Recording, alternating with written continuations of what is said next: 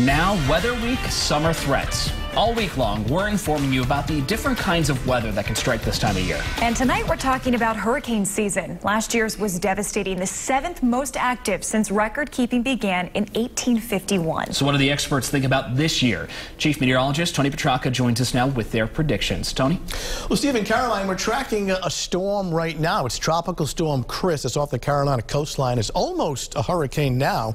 It is the 3rd storm of the season so far. It's been somewhat busy so far during the month of July, but our season usually peaks, the hurricane season usually peaks around early September. Last year's hurricane season was one of the most devastating on record, with 6 storms impacting the U.S. Hurricanes Harvey, Irma, and Maria in 2017 produced billions of dollars in damage. Some of New England's most memorable storms occurred during mid to late summer, with names like Carol, Bob, and Hurricane Gloria. The Fox Point Hurricane Barrier behind me, a reminder of the hurricane history here in southern New England, built to prevent a storm surge from flooding downtown Providence. We're about 6 weeks into hurricane season, and the most active part of the season is coming up during August and September. So what will this season be like? The current outlook from NOAA for the remainder of the season calls for 10 to 16 named storms, of which 5 to 9 would be hurricanes. The number of major storms is expected to be 1 to 4. Keep in mind, this represents the number of storms at sea and not a landfall prediction. I spoke with Kenneth Graham, the director of the National Hurricane Center.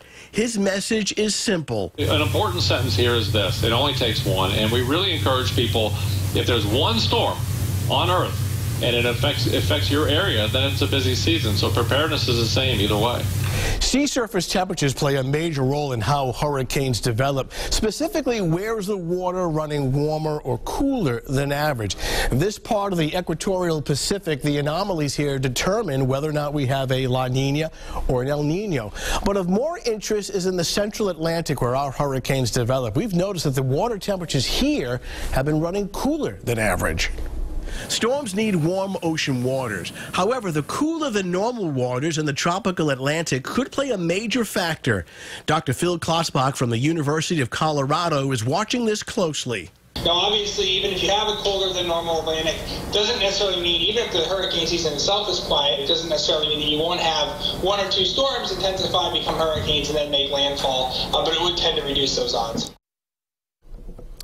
So Dr. Klotzbach's latest a forecast, it was just issued back on July 2nd, so it's a new forecast. He's actually reduced the number of storms slightly based on the fact that the Atlantic is running a little cooler than average. But as you heard the director of the National Hurricane Center, regardless of the number of storms out at sea, whether it's large or small, it only takes one, and why we have to be on guard during hurricane season. And speaking of storms, Chris, it's getting better organized. I mean, this is almost a minimal hurricane right now. This is the North Carolina coastline.